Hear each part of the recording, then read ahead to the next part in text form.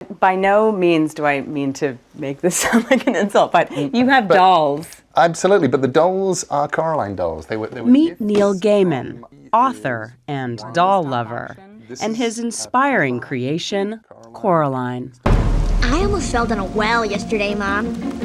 I love the fact that after the movie came out, there have been lots and lots and lots and lots of little baby Coralines turning up. She's a bored young girl who opens a mysterious door, only to find a magical wonderland on the other side. Making up a song about Coraline. Everyone on the other side has buttons for eyes. Cute, until Coraline realizes her eyes are next. No way!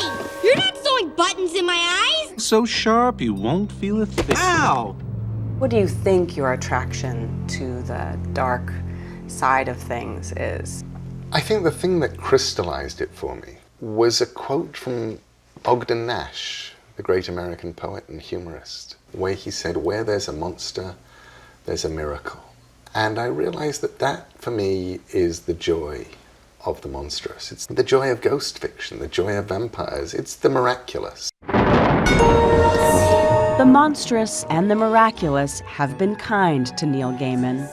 He's sold millions of novels, comics, and kids' books. From Sandman to Batman to Coraline, none other than horror master Stephen King has called him a treasure trove of story. Gaiman's Midwestern home is almost as spooky as Coraline's. Oh, it moves. Consider, for example, his monstrous toy collection. Mr. Punch, who is very, very, very scary and who kills people. He's like this little happy serial killer. An even more curious collection could be found in his basement dungeon.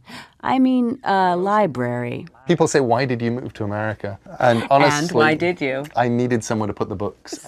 He keeps almost every book he's ever read or written down here. There you go. I feel like I had this book. You probably did.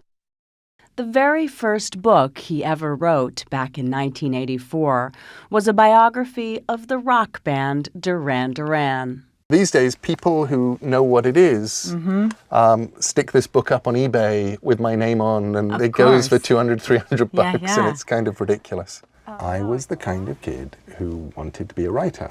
While you talk to other kids about what they daydreamed about, and they wanted to be astronauts, or they wanted to be sports stars, I wanted to have written Lord of the Rings.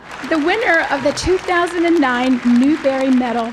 The Newbery Medal is the highest honor a children's book author can receive, and the American Library Association gave it to Gaiman for his latest novel, The Graveyard Book. It's the story of a young boy raised tenderly by ghosts in a cemetery.